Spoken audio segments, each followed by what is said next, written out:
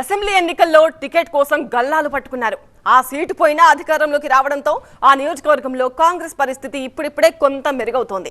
వెళ్లిపోయిన నాయకుడి రీఎంట్రీతో అక్కడి సీనియర్లు కలవరపడుతున్నారు. ప్రశాంతంగా ఉన్న వాతావరణంలో గ్రూపుల గొడవలు మొదలవుతాయని మదనపడుతున్నారు.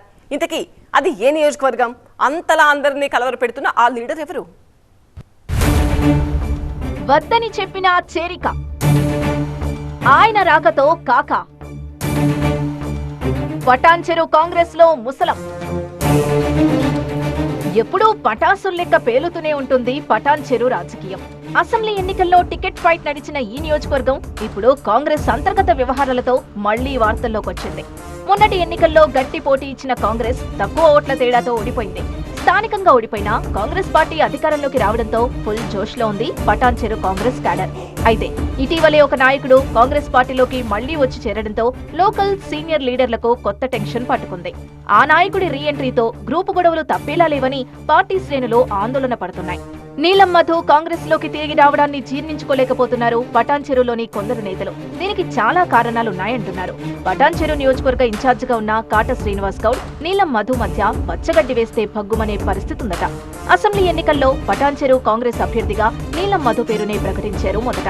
కానీ కాట శ్రీనివాస్ గౌడ్ వెనక్కి తగ్గకపోవడంతో మనసు మార్చుకుంది కాంగ్రెస్ అధిష్టానం. చివరికి కాట శ్రీనివాస్ కి టికెట్ ఇవ్వడంతో అప్పటి నుంచి ఆ ఇద్దరి మధ్య మనస్పర్ధలు పెరిగిపోయాయట. టికెట్ ప్రకటించి వెనక్కి తీసుకోవడంతో నీలం మధు కాంగ్రెస్ పార్టీకి రాజీనామా చేసి బీఎస్పీ అభ్యర్థిగా పోటీ చేశారు.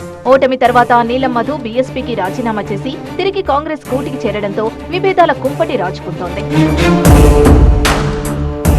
నీలం మధు మళ్లీ పార్టీలో చేరకుండా అడ్డుకునేందుకు గట్టి ప్రయత్నాలే చేసిందట కాట వర్గం. నీలం మధు ఏ పార్టీలో ఉన్నా వర్గపోరు తీవ్రంగా ఉంటుందనేది వీళ్ల అభిప్రాయమట. బీఆర్ఎస్ పార్టీలో ఉన్నప్పుడు కూడా ఎమ్మెల్యే గూడెం మహిపాల్ రెడ్డికి వ్యతిరేకంగా పనిచేశారని మధు బ్యాక్గ్రౌండ్ ని గుర్తు చేస్తున్నారట కొందరు. నీలం మధు చేరకముందు బీఆర్ఎస్ పార్టీలో వర్గపోరనేదే లేదని, ఆయన ఎంట్రీతోనే సమస్యలు మొదలయ్యాయని అంటున్నారు. ఇప్పుడు కాంగ్రెస్ పార్టీలో అదే తరహా వర్గపోరును ఆహ్వానించినట్లేనని పార్టీ క్యాడర్ గుసగుసలాడుకుంటోంది. మరోవైపు ఎమ్మెల్యే టికెట్ ఇవ్వకుంటేనే పార్టీ అగ్రనేతలను పొట్టు తిట్టిన నీలం మధును మళ్లీ కాంగ్రెస్ లోకి ఎందుకు తీసుకున్నారో పటాన్చెరు నేతలెవరికి సమజ్ కావడం లేదట. వేరే పార్టీల నుంచి ఎవరన్నా ముఖ్య నేతలొస్తే సంతోషంగా ఆహ్వానిస్తారు. కానీ పటాన్చెరులో మాత్రం ఆ పరిస్థితి లేదంటున్నారు. నియోజకవర్గ పరిధిలో కాంగ్రెస్ పరిస్థితి ఇప్పుడిప్పుడే కాస్త మెరుగుపడుతున్న సమయంలో ఈ కొత్త సమస్య అవసరమా అని ఆందోళన పడుతున్నాయి కాంగ్రెస్ శ్రేణులు.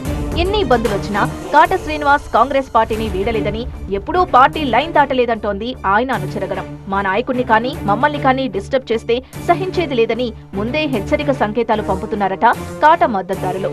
దీనికి సీనియర్లు కూడా అలాంటి పరిస్థితి రానివ్వమని భరోసా ఇచ్చినట్టు చెబుతున్నారు. అయినా మొన్నటిదాకా ఉప్పు నిప్పులా ఉన్న కాట శ్రీనివాస్ గౌడ్, నీలం మధు ముదిరాజ్ కలిసి పనిచేయడం కష్టమేనన్నది పటాన్చెరు కాంగ్రెస్ కార్యకర్తల ఫీలింగ్. ఈ ఇద్దరి పంతాలతో పార్టీలో వర్గపోరు కొత్త టర్న్ తీసుకుంటుందా అన్న డౌట్ కొడుతోంది కొందరికి.